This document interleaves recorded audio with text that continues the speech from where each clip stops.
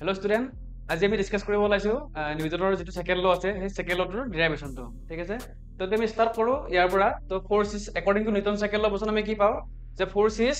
directly proportional to the rate of change of momentum মানে ফোর্সটো যিমানে বাঢ়ি গৈ থাকিব তাই অবজেক্ট এটাৰ তাৰ ৰেট অফ চেঞ্জ অফ মোমেন্টামটো সিমানে বাঢ়ি গৈ থাকিব ঠিক আছে তো যদি মই এইটো যে সাইন যদি উঠাই দিও তেতিয়ালে কি হ'ব এটা কনস্ট্যান্ট আহে এটো প্ৰপোৰ্শনাল সাইন বুলি কয় এটো যদি মই ৰিপ্লেস কৰি দিও তেতিয়ালে কি হয় এটা কনস্ট্যান্ট আহে যদি আমি ৰিপ্লেস কৰো বাই এন ইকুৱেল সাইন তেতিয়া এটা কনস্ট্যান্ট আহে কনস্ট্যান্টটো কি বুলি কৈছো মই কে বুলি কৈছো ঠিক আছে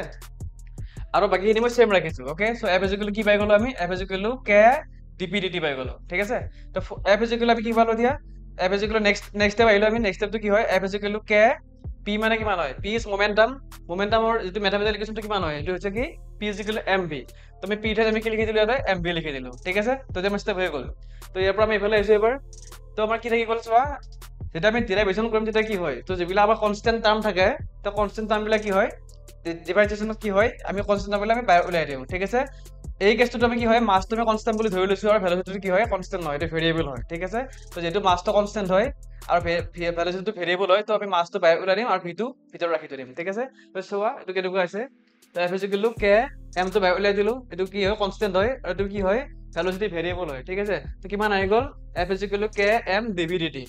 তো দেন আমাৰ কি হয় আমি অলৰেডি জানো dv dt মানে কি হয় rate of change of velocity তো rate of change of velocity মানে কি এক্সেলাৰেশন হয় তো f = কিমান আহি গল চোৱা f = আহি গল kma মানে m ইজ এক্সেলাৰেশন তো k টো আমাৰ কি হয় এটো আমাৰ এম্পিৰিক্যাল কনস্ট্যান্ট হয় তো আমি ইয়াৰ ভ্যালুটো কিমান পাও k = 1 বুলি ধৰি লও ঠিক আছে তো k = 1 হয় তো এই ইকুৱেশনটো যদি আমি k = 1 পুট কৰি দিও তেতিয়া কিমান আহিব k = 1 হলে আমাৰ ৰিজাল্টটো আহিব এইটো